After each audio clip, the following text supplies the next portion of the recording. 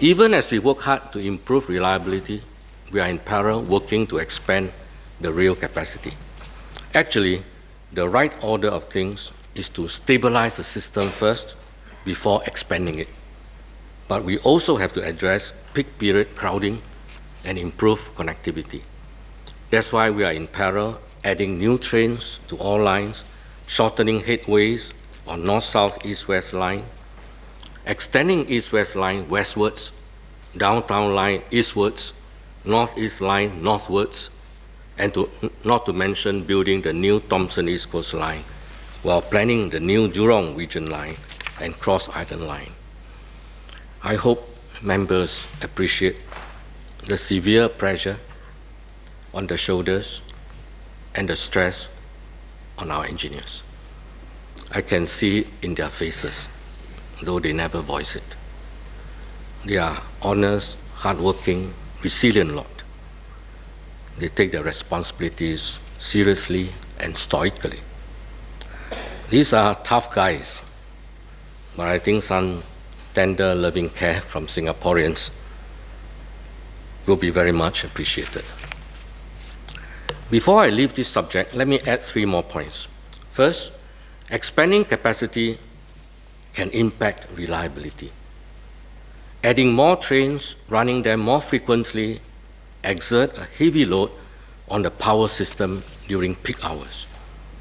While the additional load is within the original design capacity of the existing system, we are severely reducing the design buffer.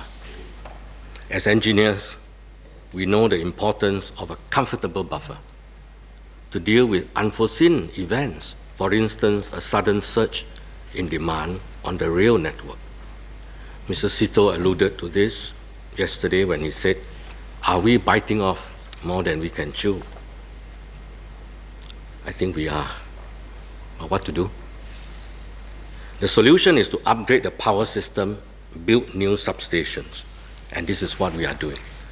But such an extensive upgrade on a live system will take a few years to complete.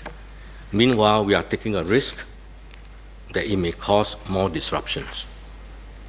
We are deploying condition monitoring tools and techniques to help mitigate such risks, but we know the risks cannot be fully eliminated. So please be forgiving should you experience a disruption during this very critical transition period. Second, I want to reiterate an earlier observation. We are stepping up maintenance, we are doing major replacement works, and we are expanding the system capacity. Normally, these activities should be done sequentially and in that order, but we are not. We are doing all 3 simultaneously. And all these are happening on the ground on a live rail system with a small window of only 3 engineering hours a day.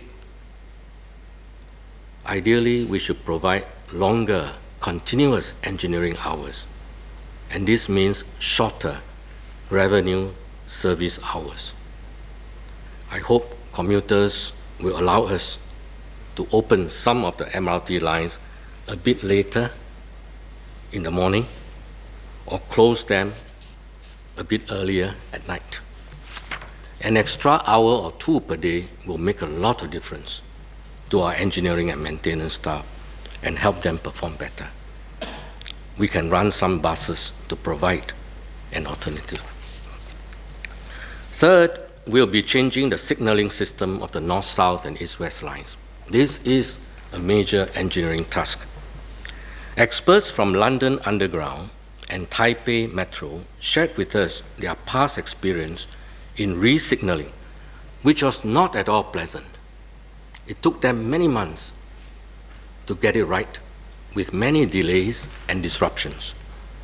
For example, London Underground went through 2 years of public unhappiness. This subject is now adding to what is keeping us awake at night. As members may know, we'll be changing the signaling system of North-South line this year, and followed by East-West line next year. We will do our best to try to achieve a flawless execution, but really we are keeping our fingers crossed. I seek Singaporeans' understanding and moral support.